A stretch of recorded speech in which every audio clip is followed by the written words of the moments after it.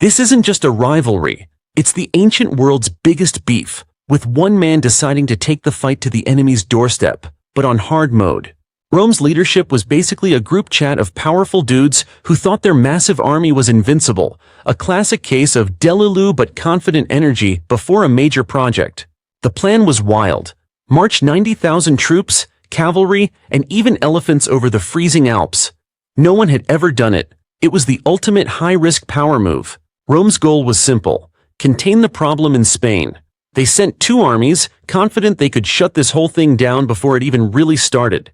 The crossing itself was a nightmare. Blizzards, ambushes from local tribes, and elephants slipping on ice. It was a straight-up survival challenge, not a military march. Half the army was lost before the first battle. This is a brutal reminder that logistics and nature are often deadlier opponents than any army you can face. The Romans were shocked. Suddenly the enemy wasn't in Spain, he was in their backyard. This was a massive bruh moment for the entire Roman strategic command. First contact at the Battle of Trebia. The Romans charged head-on because that's what they always did. It was their entire tactical personality, and it usually worked. But Hannibal used the terrain and weather, luring the freezing, hungry Romans across an icy river into a perfectly set trap. It was checkmate in logistics before sunrise. Rome lost thousands. The survivors limped back in defeat. This victory gave Hannibal a massive PR boost, and Gallic tribes started joining his cause, leveling him up. Next up, Lake Trasimene. The Roman army marched confidently along a narrow road by the lake, totally unaware they were walking into the largest ambush in history. Overconfidence is a slow and insidious killer. The Roman commander didn't even send scouts ahead, a fatal mistake that demonstrates how arrogance can blind even the powerful. The entire Carthaginian army crashed down from the hills. The Romans were trapped between the attackers and the lake with zero room to fight. It was a total wipeout. Panic hit Rome. 2 consular armies destroyed in quick succession. They appointed a dictator, Fabius, who came up with a new, deeply unpopular strategy. Don't fight. Fabius shadowed Hannibal's army, never giving battle but attacking supply lines. It was the ancient equivalent of lagging someone's internet connection until they rage quit the game. The Romans hated this. They called Fabius the Delayer, thinking it was cowardly. They wanted a glorious battle, not a slow, grinding war of attrition and inconvenience. Eventually, political pressure forced a change. Rome assembled its biggest army ever, around 80,000 men, to crush Hannibal once and for all at a place called Cannae.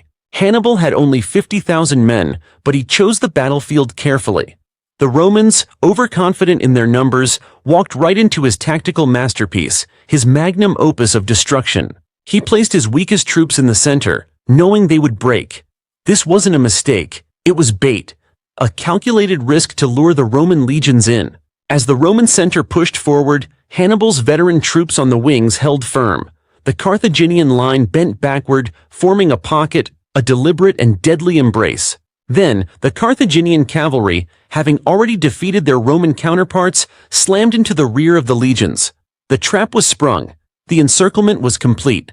Plot twist. It was a slaughter. Up to 70,000 Romans were killed, one of the deadliest days in military history. This wasn't a battle, it was an annihilation. The greatest victories can create the greatest dilemmas. Hannibal had destroyed Rome's armies, but he didn't have the siege equipment or numbers to take the city itself. So he stayed in Italy for years, trying to flip Roman allies. It was a long, drawn-out diplomatic game, and Rome, refusing to break, went back to the Fabian strategy. Meanwhile, a new Roman general was rising in Spain, Scipio. He wasn't like the old guard. He studied Hannibal's tactics, learning from his enemy to beat him. Scipio's new idea was basically, I see your invasion of Italy, and I raise you an invasion of Africa, a straight-up savage move to hit Carthage at home.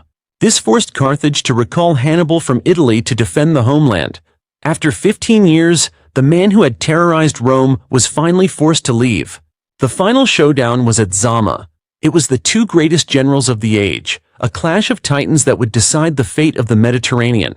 Hannibal had war elephants, but Scipio had a plan. He arranged his troops in columns, not solid lines, creating channels for the elephants to run through harmlessly. Scipio had learned from Cannae. He used Hannibal's own tactics against him, with his superior cavalry encircling and destroying the Carthaginian army. The student had become the master. Hannibal lost. It was his first and only major defeat, but it was the one that mattered. Carthage was forced to accept a humiliating peace treaty. The war's human cost was immense, with hundreds of thousands dead. It shows that even strategic genius and glorious victories come at an unbearable price in blood. Rome's victory cemented its control over the Mediterranean. The crisis forced it to innovate its military and political systems, setting the stage for its massive imperial expansion. Hannibal, despite his loss, is remembered as one of history's greatest commanders. His audacity and tactical genius became the stuff of legend, studied for millennia. The Second Punic War was more than a fight. It was a crucible that forged an empire and created a timeless legend of strategy, resilience, and ultimate defeat. Hannibal's diverse army of Iberians, Gauls, and Africans was his strength, but also a logistical headache, like managing an international group project with bad Wi-Fi. Rome's manpower pool was its ultimate cheat code. They could lose an entire army at Cannae and just raise another one. This resilience was deeply unfair. Hannibal's brother, Hasdrubal, tried to bring reinforcements through the Alps, but his army was intercepted and destroyed. That defeat was a huge blow to Hannibal's whole plan. The loyalty of Rome's allies was its center of gravity. Despite Hannibal's victories, most allies stayed loyal, denying him the manpower and resources he desperately needed to win. Scipio's secret weapon at Zama was the Numidian cavalry, former allies of Carthage. Getting them to switch sides was a political masterstroke that completely changed the game. For over a decade, one man held Italy hostage with a dwindling army, a testament to what a single brilliant mind can achieve against overwhelming odds and attrition. Rome's eventual victory wasn't just about military might, it was about political will, societal resilience, and the ability to endure unimaginable losses without ever giving up. The war permanently changed the Roman army. The citizen-soldier model began to fade, replaced by long-service professionals loyal to their generals, a trend Scipio started. The sheer scale of the conflict meant mobilizing entire societies. For Rome, it was a total war, a Sigma grind set of survival that hardened it for centuries. Hannibal's failure to secure a deep-water port in Italy was a critical flaw, leaving him constantly struggling for supplies and reinforcements from Carthage, a major logistical L. The war also triggered immense social change in Rome. Wealthy elites bought up land from ruined farmers, creating massive estates and a landless urban class, sowing future conflict. After the war, Hannibal became a statesman in Carthage, but Rome's constant pressure eventually forced him into exile, hunting him until his death. No cap. The memory of Hannibal's invasion haunted Rome for generations. It created a deep-seated fear that fueled their later, often brutal expansionist policies across the known world. Scipio Africanus became a Roman hero, but his individual power and popularity made the traditional Roman elite nervous, prefiguring the rise of powerful generals who would eventually end the Republic. Ultimately, the war was a clash of systems. Carthage was a naval, mercantile empire that hired mercenaries, while Rome was a land-based agrarian society that armed its citizens. The conflict exhausted both sides, but Rome's institutions proved more durable. Their Senate provided stable leadership, while Carthage's government often squabbled and failed to support Hannibal adequately. The turning point wasn't a single battle, but Rome's refusal to surrender after Cannae. Any other state would have quit. That grim determination was their ultimate weapon. By taking the war to Africa, Scipio turned Hannibal's greatest strength, fighting on foreign soil, into his weakness, forcing him to defend his home with a cobbled-together army. The Battle of Zama was a brutal infantry slog.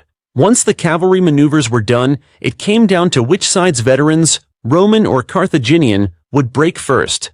When Scipio's cavalry returned and hit Hannibal's rear, it was over. The very tactic that gave Hannibal his greatest victory at Cannae was the cause of his undoing. This final defeat broke Carthage's power forever, leaving Rome as the undisputed master of the Western Mediterranean.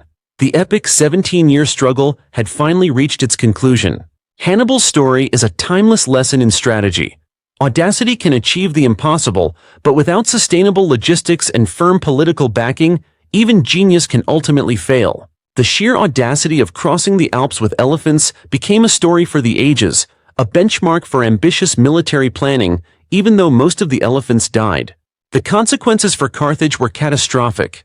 Stripped of its empire, its military, and its wealth, it became a shadow of its former self, completely dependent on Rome's will. For Rome, the victory was transformative. The influx of wealth from conquered territories and the new professional army laid the groundwork for the Republic's eventual transformation into an empire. This conflict decided the dominant culture of the ancient West. Had Carthage won, the world might have inherited a Phoenician, mercantile legacy instead of a Roman, legalistic one. The memory of the war became a core part of Roman identity, a story of near disaster, incredible sacrifice, and ultimate triumph against their most formidable foe ever. In the end, two great powers fought until one was broken. The Second Punic War stands as a stark monument to total conflict and its world-altering consequences. 2 centuries of rivalry, 17 years of brutal war, and one general's impossible gamble, all ending here. The cracked tusk, a symbol of the war's beginning, lies forgotten.